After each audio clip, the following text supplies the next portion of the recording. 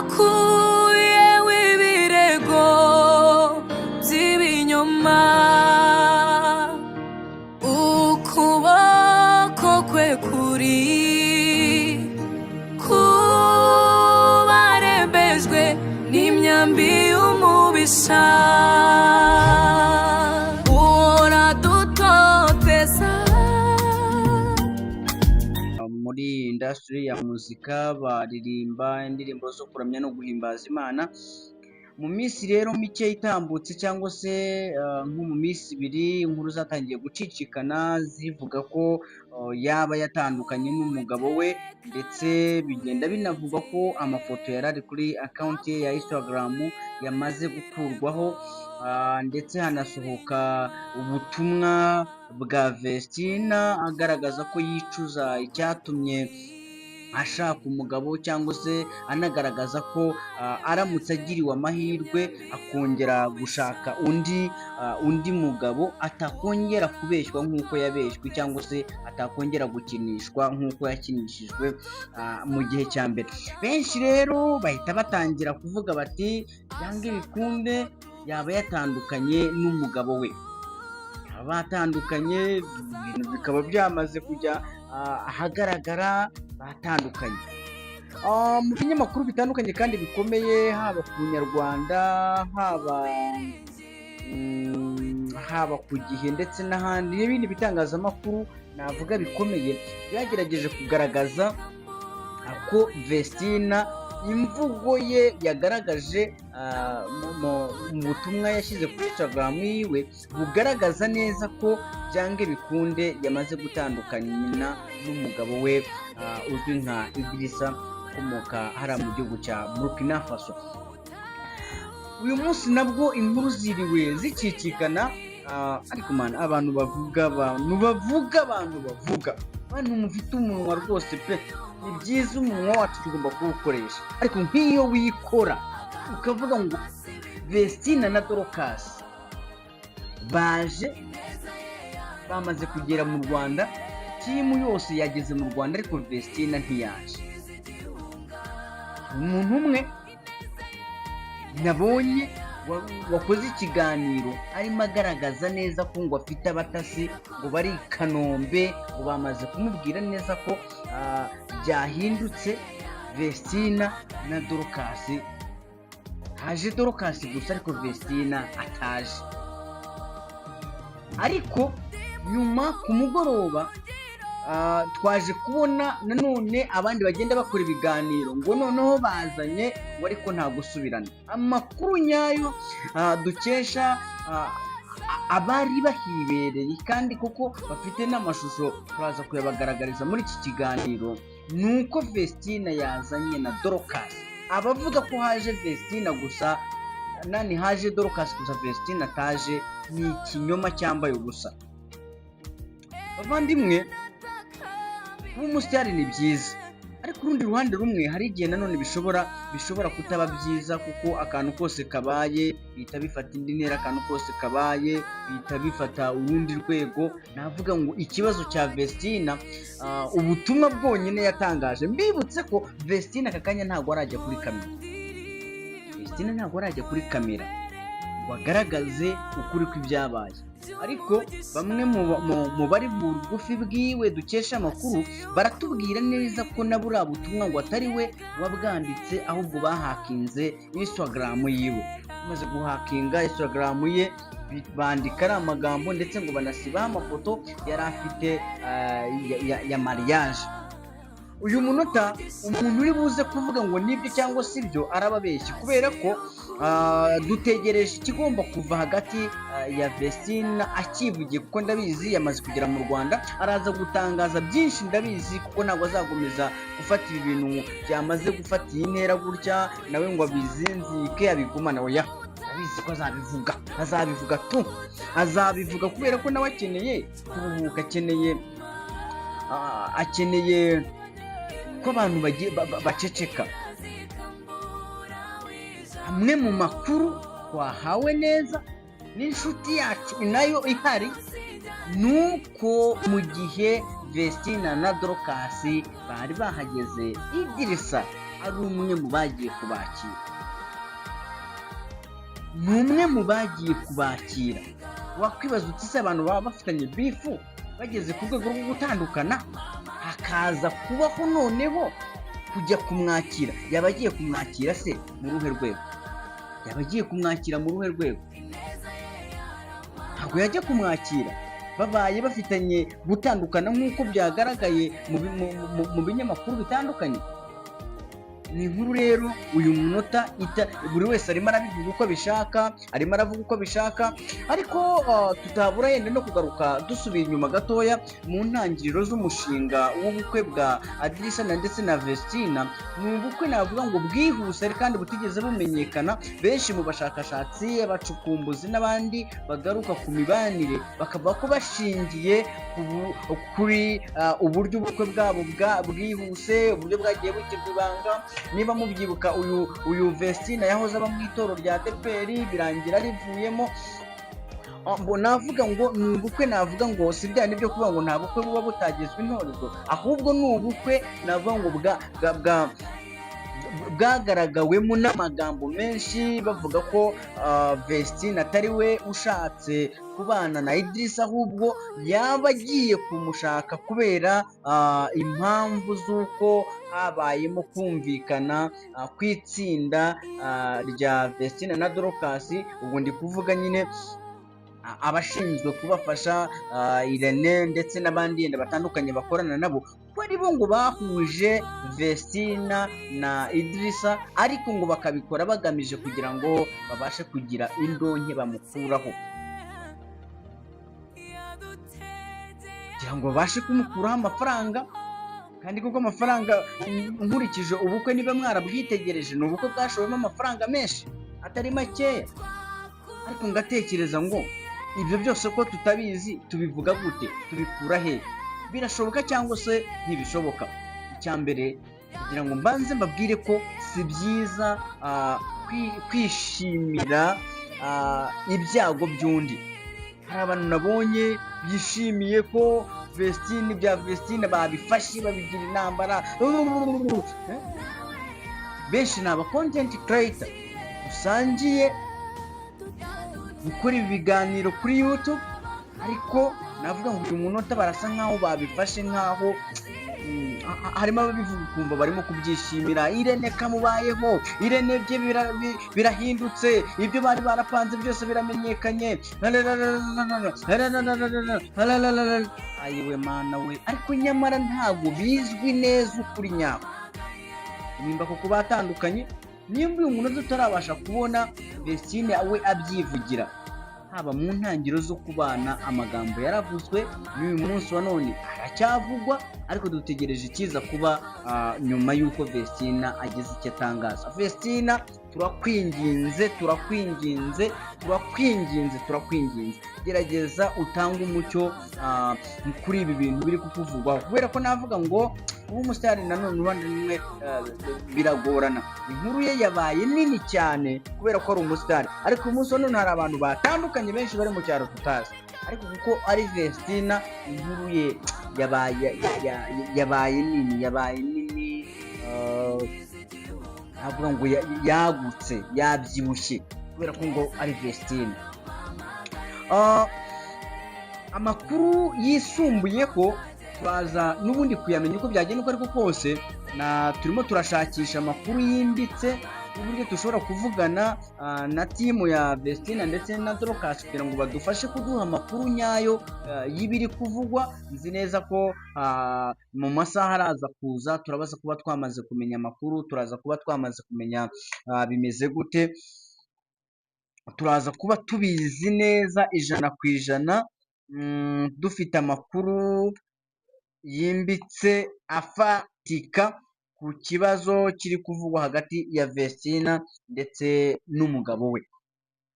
Bavandimwe, twigarukiye gatoya, urukundo ni rwiza, ariko rimwe na rimwe hari abantu bakarufata nk'ubucuruzi, kimwe ko tutanahakana neza ko ibyo bintu byaba byarabayeho, ariko nanone si byiza ko duhita tubivuga nk'aho ibintu tubizi neza, nk'aho ibintu nyine tubifitiye amakuru afatika, muri make nk'aho tubizi, nk'aho ibyo biri kuvugwa ari ukuri.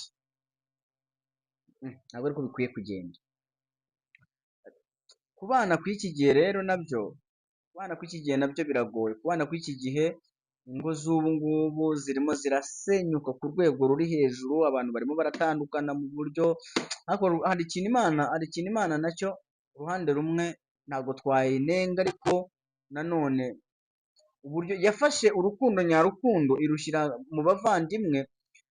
Ngira ngo reka ntange urugero rworoshye ukuntu abavandimwe rimwe na rimwe abenshi nka 90% usanga bakundana, usanga bafitanye ubumwe, bafitanye urukundo rwimbitse.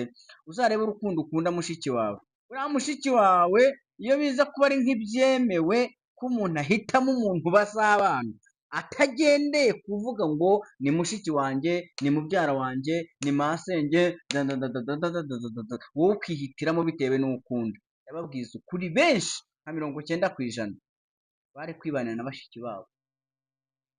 na bashiki babo, abandi harimo abari kwifuza ko bakwibanira na ba mama wabo, hari abari kwifuza ko bakwibanira na ba nyirasenge, kuko baraziranye bihagije. Mushiki wawe uba umuzi, ubuze ikimurakaza, ubuze ikimubabaza, ariko nka buriya biza kuba byemewe ko umuntu ahitamo umuntu babana. Bavandimwe benshi bashoboka bari kwifuza kwibanira na bashiki babo, se n'ubundi abuye njya kubana na rubanda, nuriya muntu ntazi, tutareranywe, tutaziranye, twahuriye ku mbuga nkoranyambaga, twahuriye hehe, wakwibanira na mushiki wanjye. Ariko nanone Imana, amategeko, byose byarateranye bisanga ibyo bintu bitemewe, ariko ubundi niko byakagombye. Nyine ntabwo twabihindura ngo tubisubize inyuma, ariko uzumva urukundo ukunda mushiki wawe, ibaze rwa rukundo noneho warumuhaye, umukunda urukundo rwo mu maraso, ugasubira inyuma ukamukunda n'urukundo rusanzwe. Ariko umuntu uri ku ruhande wundi, burya umukunda urukundo rusanzwe, ntabwo ari urukundo rwo mu maraso. Cyangwa se uzumva urukundo ukunda mama wawe. Hari benshi usanga n'ingo zabananiye kubaka, ugasanga kenshi bikunda kuba nko ku bagabo, ugasanga nimba baturanye, akumbuye ibiryo byatetswe na mama we, aracyumva yajya kurya kwa mama we, aracyumva yajya kurya ibiryo byatetswe na mushiki we. Rwa rukundo rwo mu muryango, rwa famiye, rukomeza rero kugenda rugumaho ntirusaze. Ibaze rero nka rwa rukundo ukunda mubyara wawe, ukunda mushiki wawe, ukunda nyogosenge cyangwa se ukunda mama wawe, rubaye none uri kurukunda umuntu mugiye kubana, mukazanabyara abana, akajya asubira inyuma akabona babana nabe, nawe ukabona abana, uri kumva ubwo bufatanye. Ntabwo ndi kubivuga ngo bibe kuko ntibyabaho, ariko nari nshatse kuvuga ko rimwe na rimwe usanga no gutandukana kw'abantu nari mbihereye kuri Vestina, uburyo birimo kuvugwamo, usanga rimwe na rimwe byaturutse kuba abantu batanaziranye cyane, batigeze bamenyana, ugasanga abantu barahuye kuko barakundanye, ariko ntabwo urukundo rwabo ari urwa kavukire, ni urukundo rw'uruzanano, si urukundo rwo mu maraso, ni urukundo muri make rw'uruhimbano. Hari urukundo rw'uruhimbano. Urukundo rw'uruhimbano ni igihe uhuye n'umuntu mukiga, mugatangira kwiga kumenyana, kwiga kumenya akunda ibi, kwiga kumenya anezezwa n'ibi, yababaye bigenda gutya. Ariko buriya mushiki wawe muba muziranye guhera mu buhinja bwe, nimba umuruta cyangwa se akuruta, ariko byange bikunde muba muziranye ku rwego rwo hejuru. Rero byari bikwiye ko nibura umuntu mugiye kubana mwakabaye muziranye, rimwe na rimwe ukaba wanamwikundiye, ukamukunda, ukamuhitamo, utitaye ku mafaranga. Abantu benshi dusigaye dukunda kubera amafaranga, usanga dukunze kubera ko runaka afite ibintu, afite inganda, afite ibiki, ukavuga ati ndamutse mutsindiye naba nkize. Bavana ndakugira ngo mubwize ukuri ko urugo iyo ruva rukagera ntabwo rwubakwa n'amafaranga, urugo ntabwo rwubakwa nuko umuntu afite amamodoka menshi. Benshi barazifite ariko ntabwo baziraramo, benshi bafite imodoka nziza ariko ntabwo baziraramo. Bivuze iki rero? Bivuze ngo urukundo nyarukundo rwakagombye kubakirwa ku rukundo. Sinzi niba munyumvise neza. Urukundo nyarukundo rwakwiye kubakirwa ku rukundo rutubakiye ku bintu bigaragara, amafaranga n'ibiki byose. Kuko iyo bishize abantu baraguhinduka, iyo ibintu bishize abantu barigendera. Bisobanuye iki? Bisobanuye ngo na Vestine abaye yaragiye gushaka umugabo akurikiye amafaranga, cyangwa se ushobora gukurikira amafaranga ariko ugasanga umuntu mugiye kubana yenda ni umucuraguzi, ni urugero. Usanga ayo mafaranga kugira ngo ayabone arabyina, arara inyuma y'inzu, mukajya kuryama wowe na sheri, mwamara kujya kuryama bikaba biramukangura ati amasaha kujya kudiha arageze, akaba aragutaye, nda mwamutangiye no kuganira iby'abashakanye, bikaba bimukomanze ku mutima ati rukanka ujye kudiha, ati sheri ndaje, ukagira ngo agiye hanze, wamukurikira ukamubura kumva agiye kudiha nko mu baturanyi. Ariko mana agahinda ni kica, muraryamanye n'umugabo wawe ko mwarabanye, ubukwe bugenda neza, ibintu biraryoha, ariko ugasanga nka saa 7 cyangwa zishyira saa 8 ategetswe kubyuka akajya kudiha, tisheri ndaje, kandi kenshi urumva ntiyabikwerurira. Wakurikira umugabo ugasanga uramubuza, wari muri toilette ukamubura mu kandi kanya mu masaha 9 n'igice, akabaragaruza ati nyamara narindi kuri toilette, mugatangira gushwana. Mwe nayo makavuga ati nyamara buri ari amafaranga yose ubona wiratana, hari aho ngomba kuyakura. Iriya modoka ugenderamo kugira ngo idakora impanuka, nyine hari ibyo ngomba gukora, hari abo ngomba kubyinira, hari ibyo ngomba yewe data we. Rero rubyiruko ndagira ngo mbabwire, rubyiruko bagenzi bacu, bagenzi banjye, ntabwo njye ndi gutinda kuri iki cya Vestine, kugaruka ku buzima bwacu bwa buri munsi. Niba wumva ufite urukundo, ukaba hari umuntu wakunze, wimukundira ibintu birashira sister, ibintu birashira muvande, ibintu birashira bro, ibintu birashira. Kandi nubwo byaba bihari, nemaze kubivuga, ari igihe byaba bihari ariko ari iby'agahimano, usanga birahari ariko ni iby'agahimano. Usanga umugabo ntabwo yemerewe kurara ku buriri, yenda araza mugakora ayiwe data, ariko ibaze ukajya umenyereye kurarana n'abantu, umenyereye ko umugore n'umugabo bararana, ariko ugasanga bamutegetse yenda kwaza akuzuza inshingano z'abashyingiranywe, mwamara gusoza agahita aboneza nko munsi y'igitanda. Mbega urushako. Vestine mu mvugo yaravuze ati, wa mwana yigera amabwira Dorcas, aramubwira ati uramutse ukoze ikosa ryo gushaka ukiri umwana, nagukubita pe, nagukubita, kubera ko hari amakuru yari afite mu rushako, bigaragara ko yacaga n'ubundi amarenga y'uko urugo rwiwe rushobora kuba rumeze, ashobora kuba yari azi ko agiye guteteshwa, akajya ahekwa, akajya akirigitwa, ahubwo agasanga ari caha. Ubone hariya, ndavuze ngo nkubone hariya, nimba yumvise gahunda ishatse gahunda ati oya mumbye mu minota 2 nakubonye hariya ndagukeneye, nta kuteretana, nta kuganira, nta gutegurana, yewe data we. Kandi icyo nababwira ni iki, turimo tugana ku musozo, nababwira ngo mureke twubake urukundo rurangwa n'urukundo, twubake ubumwe busigasiye ku ndangagaciro ndetse za kinyarwanda, twubake urukundo rurambye. Ndimo ndabategura ikindi kiganiro kigaruka kuri divorce gishaka kuzakurikira iki ngiki, nzabereka aho divorce uyu munsi wa none mu Rwanda zigeze, zimwe ziragenda zizamuka umunsi ku munsi. Rero bavandimwe, turimo tugenda tugana ku musozo, yari amakuru ari kugenda acicikana agaruka ku batwifuza kugira ngo tugire icyo tuganiraho kuri iki kigaruka kuri Vestine, ariko amakuru nyayo ahari afatika kandi yizewe 100% nuko Vestine na Dorcas bamaze kugera mu Rwanda, na Idirisa bari kumwe nta kibazo. Ikindi bindi tuzabitangaza nyuma, ariko uyu munota mbibutse ko nawe ari mu baje kwakira Vestine na Dorcas ku kibuga cy'indege i Kanombe. Ku makuru dufite ndetse n'amashusho mu masaha makeya turaza no kuyashyiraho kugira ngo muyabone, mutagira ngo ibintu tubabwira n'ibintu by'ibipapirano by'ibihuha biri aho ngaho. Abashimiye rero umwanya mwaduhaye, ndagira ngo mbibutse ko nimba aribwo bwa mbere ugeze hano ku Cyambu TV, ibuka gukora subscribe kugira ngo tujye tubana mu biganiro byacu bya buri munsi. Nkwibutsa kandi ko salo ari imwe mu gihugu cy'u Rwanda ari Annette Salon. Annette Salon iherereye i Kanombe mu murenge wa Kanombe, munsi y'ahahoze sitasiyo ya Engine bafunze.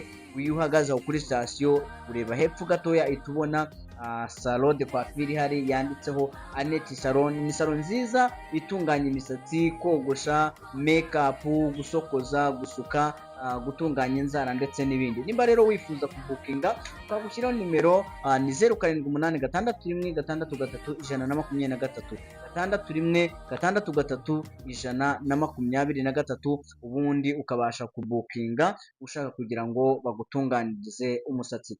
Ndabashimiye rero, turaza kongera guhura mu bindi biganiro byacu byo gutaha. Ciao ciao.